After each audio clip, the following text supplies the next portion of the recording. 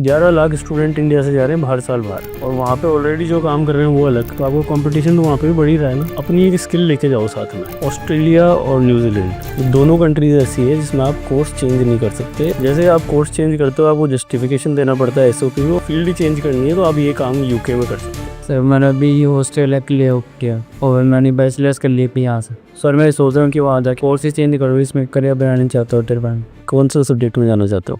Sir like HR करना गया था, फिर HR का भी नहीं हो पाता, फिर एविएशन मैनेजर। एविएशन मैनेजमेंट में तो कैसे जाओगे, और टेक्निकल आ गया पूरा। देखो इसमें दो चीज़ें हैं। पहली चीज़ तो ऑस्ट्रेलिया और न्यूजीलैंड ये दोनों कंट्रीज ऐसी है जिसमें आप कोर्स चेंज नहीं कर सकते आपके वीज़ा आने से पहले, ठीक है। जैसे आप कोर्स चेंज करते हो आपको जस्टिफिकेशन देना पड़ता है SOP में, और वो बहुत कॉम्प्लिकेटेड हो जाता है, तो वीज़ा के चांस जो है ना वो कम हो जाते हैं। ऑस्ट्रेलिया और न्यूजीलैंड दोनों चाहते हैं कि सेम जो आपकी स्ट्रीम आप पढ़ते हुए आ रहे हो ना उससे रिलेटेड आप एडमिशन लो। अब होटल मैनेजमेंट से सीधा एविएशन मैनेजमेंट में आप जा सकते हो, लेकिन जैसे उसके अंदर रिलेटेड टू सर्विस इंडस्ट्री वो होना चाहिए, समझ रहे हो। MBA में आप नहीं जा सकते, क्योंकि जैसे होटल मैनेजमेंट आप कंप्लीट करके MBA करने जाओगे वो चेंज ऑफ कोर्स हो गया। अब BBA में आपके पास अकाउंटिंग रहती है, फाइनेंस रहता है, मार्केटिंग रहता है, वो सारे कोर्स आपके मॉड्यूल मैच होने चाहिए मास्टर्स से। तो इसलिए सबसे पहले होटल मैनेजमेंट में जाओ। अगर आपको लगता है कि इसके साथ में मेरे को MBA भी करना है या कुछ और करना है तो वो डिग्री आप पैरेलल स्टार्ट कर सकते हो, या छोटे डिप्लोमाज उससे रिलेटेड आप कर सकते हो। अगर आपको होटल मैनेजमेंट के बाद MBA या HR या इस तरीके से कोई फील्ड ही चेंज करनी है तो आप ये काम UK में कर सकते हो।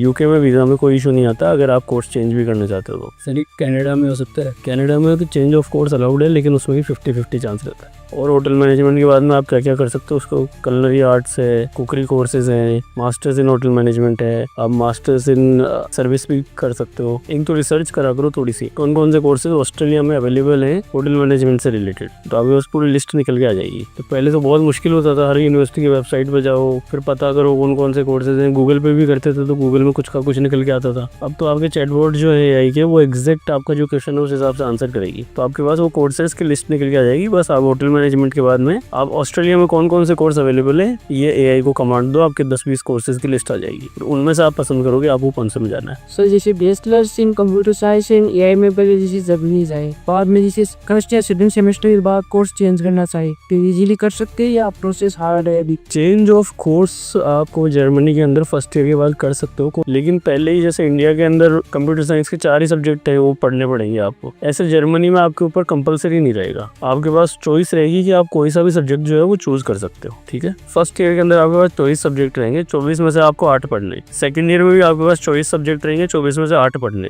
थर्ड ईयर में भी 24 रहेंगे, 24 में से 8 पढ़ने। अब हर साल 4 कंपलसरी होता है और 4 ऑप्शनल होता है। वो चारों जो ऑप्शनल है वो पूरी यूनिवर्सिटी में जो भी सब्जेक्ट अवेलेबल है वो आप पढ़ सकते हो। सर यूनिवर्सिटी चेंज कर सकते हैं क्या वहाँ जाने के बाद? 3 साल 4 साल किसी भी कंट्री में जाके आप यूनिवर्सिटी अगर चेंज करते हो तो आपका वीज़ा स्पॉन्सर जो है वो चेंज होता है, तो वो बहुत कॉम्प्लिकेटेड प्रोसेस है। तो पहले ही जब जाओ तो सोच के जाओ कि कौन सी यूनिवर्सिटी में हमें जाना है, और कोशिश करो कि उसी यूनिवर्सिटी में अपनी डिग्री कंप्लीट करो, ताकि फिर आगे PR लेने में और उन सब में आपको इशू नहीं आए। अगर चेंज ऑफ यूनिवर्सिटी करते हो तो PR में बहुत प्रॉब्लम आती है। जर्मनी में नॉन टेक्निकल फील्ड में एम्प्लॉयमेंट देखा है। जर्मनी में एम्प्लॉयमेंट बहुत सारी चीज़ों में बहुत अच्छा है। जैसे जर्मनी के अंदर अभी हमारे यहाँ से 5 स्टूडेंट गए हैं हॉर्स राइडिंग के लिए, तो बैचलर्स इन बिजनेस मैनेजमेंट का कोर्स उन्होंने पकड़ा है, लेकिन हॉर्स राइडिंग यहीं से आती थी तो वहाँ जाके सीधा हॉर्स राइडिंग की जॉब उनकी लग गई। तो एक स्किल लेके जाना भी बहुत जरूरी है। किसी चीज़ में अच्छे हो तो उसको थोड़ा सा और मेहनत करके उस चीज़ को आप वहाँ अपनी पढ़ाई के साथ साथ कर सकते हो। जैसे क्रिकेट आपको आता है तो क्रिकेट की कोचिंग क्लासेस दे सकते हो, हॉर्स राइडिंग आ सकती है तो हॉर्स राइडिंग कर सकते हो।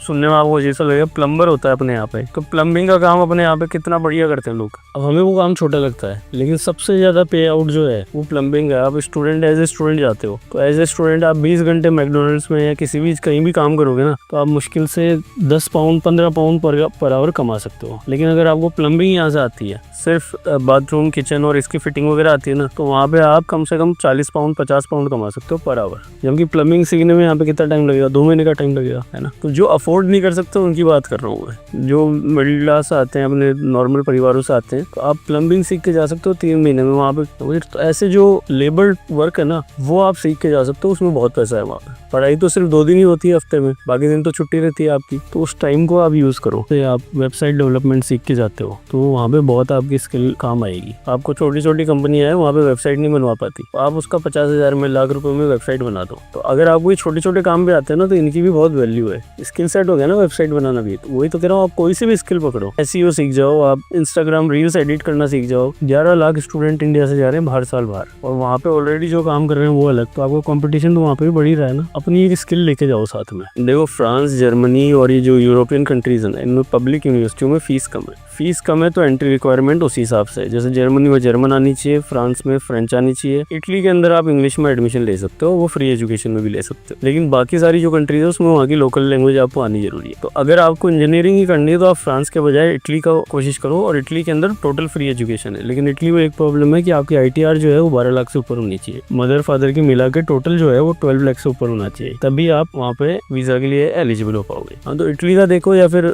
कोई भी यूरोपियन कंट्री की प्राइवेट यूनिवर्सिटी देखो जिसमें फीस कम है। कई यूनिवर्सिटियां जिनकी 2-2, 3-3, 4-4 लाख रुपए फीस है,